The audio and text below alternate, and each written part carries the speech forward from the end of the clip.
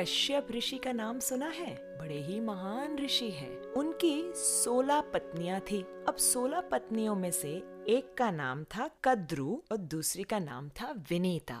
ध्यान से सुनिएगा। कद्रु के संतान सारे सर्प थे। That means all her children were snakes. And Vinita के पुत्र थे अरुण और गरुड़। अब इतिहास तो ऐसा है कि कद्रु और विनीता के बीच में आपसी झगड़े के कारण वे एक दूसरे को पसंद नहीं करते थे और कद्रु ने विनीता और उनके पुत्रों को अपने वश में कर रखा था। गरुड़ जी ने बहुत तपस्या करके स्वर्ग से अमृत प्राप्त किया और अमृत के द्वारा अपनी माता विनीता और अरुण और स्वयं को कद्रु के कब्जे से आजाद कर दिया। तब से गरुड़ को सर्प के प्रति बहुत ही ईर्ष्या है। तब से गरुड़ जी और सर्प की बनती नहीं है और जहाँ भी सर्प देखते गरुड़ उसे खा जाते। Wherever he would see snakes, he would eat all the snakes। अब जो स्नेक्स की माता थी कद्रु, ये देख के उसे बहुत टेंशन होता था कि मेरे सारे परिवार को ये खा जाएगा। कद्रु गई ब्रह्मा जी के पास। ब्रह्मा जी मेरी सहायता कीजिए, मेरी मदद कीजिए, ये गरुड़ तो सारे सर्पों को खा जाएगा, हमारा समाज समाप्त हो जाएगा, कृपया हमारी रक्षा कीजिए। अब ब्रह्मा जी गरुड़ के पास आते हैं और गरुड़ से कहते हैं, गरुड़ इतना सारा विध्वंस तुम मत करो इन सर्पों का। एक योजना बनाते हैं जहाँ हर अमावस्या पे तुम्हें एक सर्प मिल जाएगा, तुम उसे खा लेना तुम्हारे भोजन की तरह, तुम अन्य सर्पों को भयभीत मत करना। गरुड़ जी मान गए और इस योजना के अनुसार हर अमावस्या पे एक एक सर्प के परिवार से एक सर्प गरुड़ जी के पास पहुंच जाता था। अब ऐसे करते करते कालिया नाग के परिवार का टर्न आ गया। He had to send one snake to Garuda जी। कालिया ने कहा, मैं नहीं भेजूंगा, मेरे परिवार से कोई सर्प नहीं जाएगा। और गरुड़ जी यहाँ वेट कर रहे हैं। देखा तो ये सर्प तो आया ही नहीं और गरुड़ जी जा झपटे कालिया के ऊपर। घमासान युद्ध हुआ। स्वर्ग से लेके कालिया भाग रहा है और गरुड़ जी उसके पीछे, उसे नोचने के लिए, उसे परेशान करने के लिए उसके पीछे पीछे जा रहे हैं। कालिया गए ब्रह्मा जी के पास, त्राहिमाम मुझे बचाओ, गरुड़ आ रहा है। ब्रह्मा जी ने कहा, देखो तुमने तुम्हारा वचन नहीं निभाया, तुम्हारा टर्न था ना स्नेक भेजने का, तुमने क्यों नहीं भेजा? अब मैं तुम्हारी कोई मदद नहीं कर सकता। कालिया यहाँ जाए वहाँ जाए, बचाओ, कोई नहीं बचा पा रहा था और गरुड़ जी तेज गति से उसके पीछे आ रहे थे। कालिया तब अंत में जाते हैं अनंत शेष के पास, जो कि बलराम जी हैं। त्राहिमाम रो के मुझे बचाइए।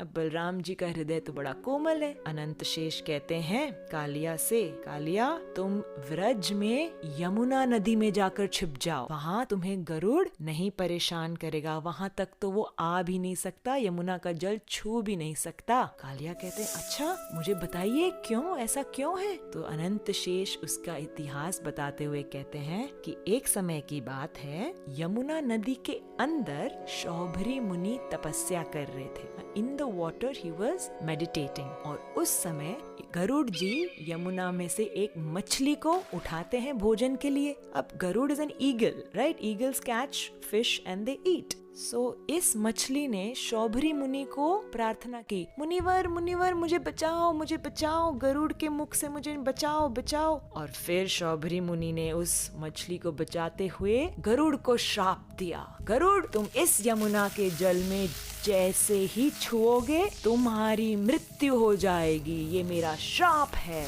तो इस श्राप के वजह से गरुड़ यमुना पे नहीं आ सकते। अनंत शेष कहते हैं कालिया से, जाओ कालिया, अपनी पत्नियों को लेकर, बच्चों को लेकर, परिवार समाज को लेकर तुम यमुना में बस जाओ, गरुड़ तुम्हें वहाँ नहीं तंग करेगा। तो अब कालिया बसे हुए हैं यमुना के जल में। बड़ा ही अभिमानी नाग कालिया है और अपने विष से, बहुत भयानक विष से पूरे जल को दूषित करके बैठा था। कालिया सर्प के विष से बहुत परेशानी होती थी। उनके गाय जब वो जल पीते तुरंत मर जाते। अरे जल तो क्या, जब यमुना के ऊपर से पक्षियां उड़ती, वे भी गिरकर मर जाती। इतना जहर, इतना भयंकर जहर उगलता था। कृष्ण सोच रहे थे मैं कैसे इस कालिया को यमुना से निकालूं। रोज जब मैं गैयों को लेके आता हूँ चरने, तब दाऊ जी मेरे साथ होते हैं। बलराम जी बड़े भाई हैं मेरे, वो मुझे कभी यमुना के पानी में जाने ही नहीं देंगे।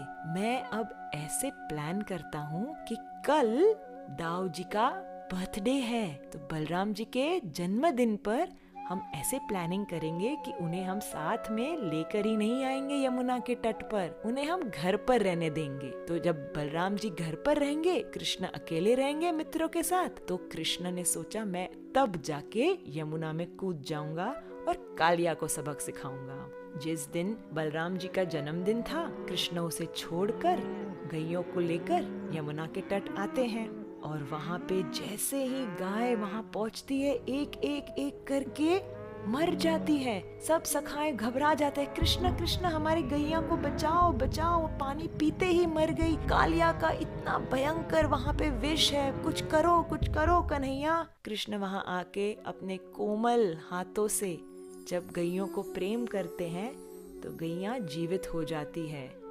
कृष्ण कहते हैं अभी तुम घबराओ मत, सब एक साइड पे खड़े हो जाओ।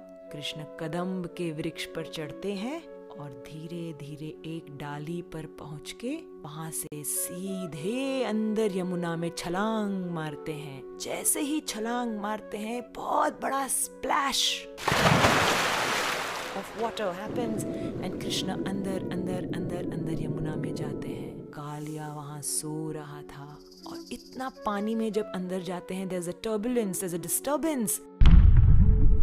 कालिया की पत्नियां कहती हैं, अरे बालक तुम यहाँ क्यों आए? क्या तुम्हारी कोई गेम यहाँ आ गई? क्या तुम्हारा कोई बॉल यहाँ गिर गया? जल्दी जाओ यहाँ से। अगर हमारे पति ने तुम्हें देख लिया तो तुम्हारी खैर नहीं, तुम्हें मार डालेगा। तुम यहाँ से चले जाओ बच्चे, चले जाओ। कन्हैया कहते हैं, देवी मुझे तुम्हारे पति से ही मिलना है, मुझे कालिया से ही काम है, उठाओ उसे। घबराते हुए पत्नियां कहती हैं, नहीं नहीं नहीं बच्चे तुम जाओ, उनका जहर बहुत ही स्ट्रॉन्ग है, तुम तो मर जाओगे। कृष्णा ने देखा कि अब ये पत्नियां उन्हीं के पति की साइड ले रही है, तो जोर से कालिया नाग के जो एक पूंछ थी उसके ऊपर अपने पद रख के जोर से स्टैंप किया और कालिया उठ गया। इतने सारे उनके हजारों फण थे और फणों पे लाल लाल आंखें, हजारों मस्तक कालिया के। कौन आया है मेरे पानी में मुझे डिस्टर्ब करने? कृष्ण सामने से आए, छोटे से पर कॉन्फिडेंस देखो। कहते हैं, मैं आया हूँ कालिया, तुमने हमारे यमुना को इतना प्रदूषित कर दिया है, तुम यहाँ से निकल जाओ। कालिया कहते, तुम मुझे यहाँ से निकालोगे? मैं तुम्हें मिनटों में समाप्त कर दूंगा। और कालिया जोर से रनिंग रनिंग रनिंग करके आके कृष्ण को पकड़ने लगे। कृष्ण थोड़ी साइड में हट गए, कालिया आगे निकल गया। वापस Kaliya swimming swimming swimming swimming करके आके अपने चुंगल में पकड़ना चाहते हैं कृष्ण को। कृष्ण यहाँ से वहाँ, वहाँ से यहाँ। कालिया अपने फणों से ऊपर नीचे आगे पीछे कृष्ण को पकड़ ही नहीं पा रहा है। और कृष्ण ने तब कालिया के मस्तक पर छलांग मारी। जैसे ही छलांग मारी और एक कदम एक फण पर रखा, उसके मुख से सारा जहर निकल गया। दूसरा चरण दूसरे फण पर, दूसरे मस्तक पर रखा, उस मस्तक से पूरा जहर निकल गया। अनेक फणों पर नृत्य करते करते कालिया के मुख से अब जहर निकल रहा था। ये करते करते करते पानी से ऊपर आए, बाहर आए यमुना से। और ये दृश्य ब्रजवासी देख के बड़े ही घबरा गए। हमारा छोटा सा बच्चा कालिया के मस्तक पर, घबरा गए। माँ यशोदा बेहोश हो गई। नंद बाबा तो अंदर कूदने ही जा रहे थे। बलराम जी ने रोक दिया, पिताजी मत जाइए, कृष्ण संभाल लेगा। कृष्ण नृत्य करने लगे, एक फण से दूसरे फण पर, तीसरे चौथे, 10, 20, 50, 100, हजारों पर इतना सुंदर नृत्य कर रहे हैं कृष्ण कन्हैया। और स्वर्गवासी उन्हें म्यूजिकल अकम्पनीमेंट दे रहे हैं। ये दृश्य अत्यंत सुंदर पर ब्रजवासियों को तो बहुत टेंशन, हमारा बच्चा कृष्ण कन्हैया से कालिया के फणों से कैसे बचकर आएगा। कालिया के मस्तकों से अब सारा जहर उगल के बाहर निकल आया और वे अब विनम्रता से विथ ह्यूमिलिटी कहते हैं कृष्ण को कि मुझे आप क्षमा कर दीजिए, मैंने आपके यमुना को बहुत ही पॉइजनस बना दिया था, आप मुझे क्षमा कर दीजिए। कालिया की पत्नियां भी बहुत ही प्रार्थना करती है कृष्ण से, आप हमारे पति को क्षमा कर दीजिए, आप क्षमा कर दीजिए। कृष्ण बड़े प्रसन्न होते हैं इन प्रार्थनाओं से और कहते हैं कालिया यहाँ से तुम निकल जाओ, अपने समाज को लेके निकल जाओ, मेरे ब्रज के वासियों को परेशान मत करना। कालिया कहते हैं पर प्रभु मैं यहाँ से निकलूंगा तो गरुड़ मुझे खा जाएंगे, वो तो इतने समय से रुका हुआ है कि मैं कब यमुना से निकलूं और वो मुझ पर झपट के मुझे खा जाएंगे। कृष्ण ने कहा घबराओ नहीं, तुम्हारे मस्तक पर अब मेरे पद के चिन्ह हैं। Seeing my footprints on your head, Garuda will not trouble you. Kaliya तुम निश्चिंत होके यहाँ से निकल जाओ। कालिया और उनकी पत्नी, बच्चे, समाज सब कृष्ण को प्रणाम करते हुए यमुना नदी से निकलकर गहरे समुद्र में चले जाते हैं और कृष्ण अपनी कृपा से यमुना को पूरी तरह से स्वच्छ और अमृतमय बना देते हैं।